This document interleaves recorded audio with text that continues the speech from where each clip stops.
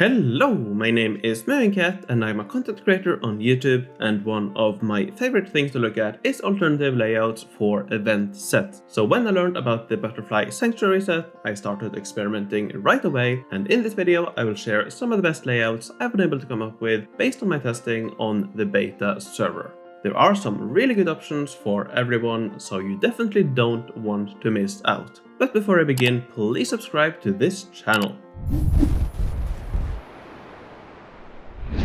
Before I share some layouts, let's quickly talk about the different Butterfly Sanctuary set buildings and how to get them. The main building of the set is the Butterfly House, which has 5 levels and gives a lot of goods and forge points when connected to all 6 other set buildings. These are the Butterfly Garden pieces, which all have 1 level and can either be used together with or independent from the Butterfly House. The garden buildings are the Wildflower Meadow, the Marigold Patch, the Snapdragon Bloom, the Daylily Flower Bed, the Sapphire Arch, and the Magenta Arch.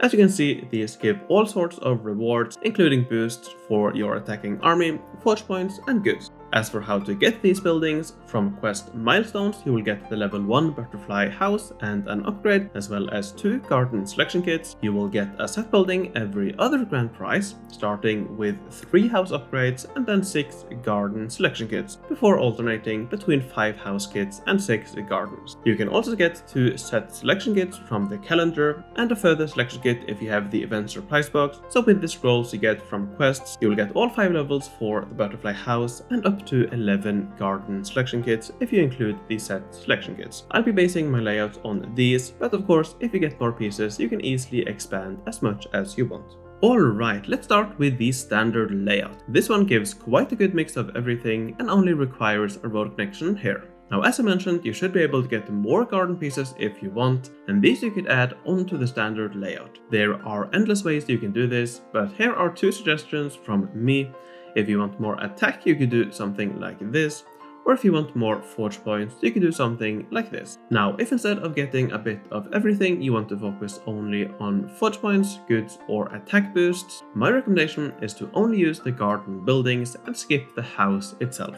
If you want forge points, your main focus should be the Sapphire Arch, followed by the Magenta Arch with 1 other set building to connect everything together. The simplest way would be something like this, with 4 Sapphires, 2 Magentas, and 1 Daylily, giving a total of 20 forge points from only 22 tiles. If you get more garden buildings, you can expand this with 2 more Sapphires and a Magenta for 30 forge points in 31 tiles, or alternatively, if you end up with 11 garden buildings, you could get 32 forge points with this variation. These layouts might look a bit awkward to place, but they do not require any roads, so you can place them wherever you want and fill in the gaps with, for example, sentinel outposts. My recommendations for goods are actually the exact same, except you swap the Sapphire and Magenta arches. The Magenta gives more goods but fewer forge points than the Sapphire, so by focusing on that instead, you will get more goods but fewer forge points. Alright, now let's finally move on to attack boosts for your attacking army.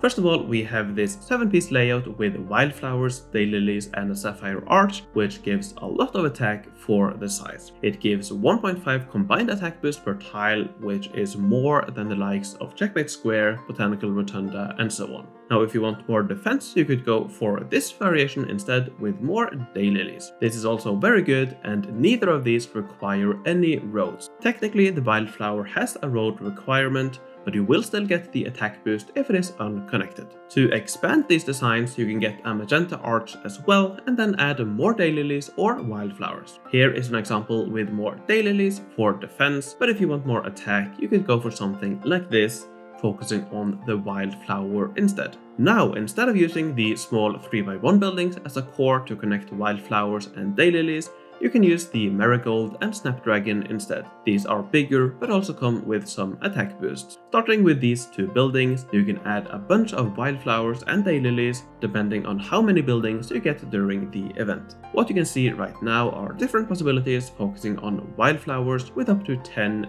total buildings. Alternatively, you can do the same focusing on daylilies for defense instead, ending up with something like this. Or if you want something more balanced, you could get around the same number of wildflowers and daylilies for something like this.